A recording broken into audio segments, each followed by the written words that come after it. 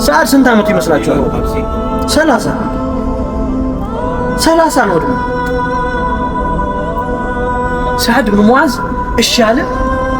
ሄዶ ሰይፉን ይዞ መጣና አንገታችሁን ከማለቴ በስተፊት ትሄዳላችሁ አትሄዱም? አሁን ማ ተጅልስ ፈትስማ አወለሰ ሐኪሙ ዳር የሀገሩ አስተዳዳሪ አይደለ? ትንሽ ቁጭ ብላ አትሰማንም አሉት። ኸይር ሰማችኋል፣ ሰምቼም ፈርዳለሁ አለ። ሰማ። እሱም የኡሰይድ ብን ሁደይር ዕጣ ደረሰው። ገላውን ታጠበ፣ ሰለመ። ሰይፉን እንዳነገበ ተመለሰ። ተራራ ወጣ። ለመዲና ሰዎች በሙሉ ጥሪ ያቀረበ መጡ። የመዲና ሰዎች እኔ ማንነኝ እናንተ ዘንድ አላቸው። ወአንተ አህክሙን፣ ፈራጃችን ጥበበኛችን፣ ወቃኢዱን መሪያችን፣ አንተ ያልከውን የሚኻልፍ ሰው የሌለ ሰው ነህ አንተ አሉ። መርሐባ ፈኢነ ከላመኩም ዐለየ ሐራም፣ ከዛሬ በኋላ እናንተን ማውራት በእኔ ላይ ሐራም ነው አለ። አንዳችሁም ሳትሰልሙ እንዳታድሯል። የመዲና ቤት ጠቅላላ ሰልሞ አደረ። አላሁ አክበር።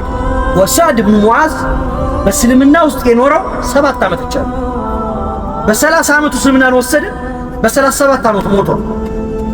ሲሞት ይሄ ሰዕድ ብን ሙዓዝ 70,000 መላኢካ ሊሸኘው መጥቷል። 70,000 መላኢካ ጀናዛውን ሲሸከሙት ቀለለ። ጀናዛው ምንም የተሸከሙ አልመሰላቸው። ይሄን ጊዜና ሙናፊቆቹ ምን አሉ? ይሄ ሰውዬ ጀናዛው የቀለለ ሰውዬ ደካማ ሰው ምናምን አሉ። አይ አሉ የአላህ መልእክተኛ፣ መስሏችሁ ነው የተሸከማችሁ?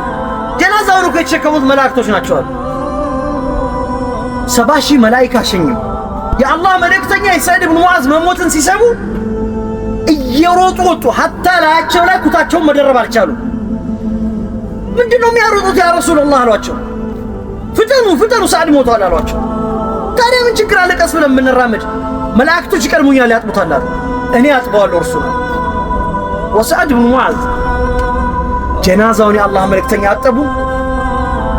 ወደ ሰማይ ሲሄድ አርሽ ተንቀጥቅጦ ተቀበለ። የአላህ መልእክተኛ ወህተዘ ዐርሹ ረሕማን ሊሰዕድ አሉ። ለሰዕድ ብን ሙዓዝ ተንቀጠቀጠ የዐርሹ ረሕማን አሉ። ይሄ ወጣት ሰው ማለት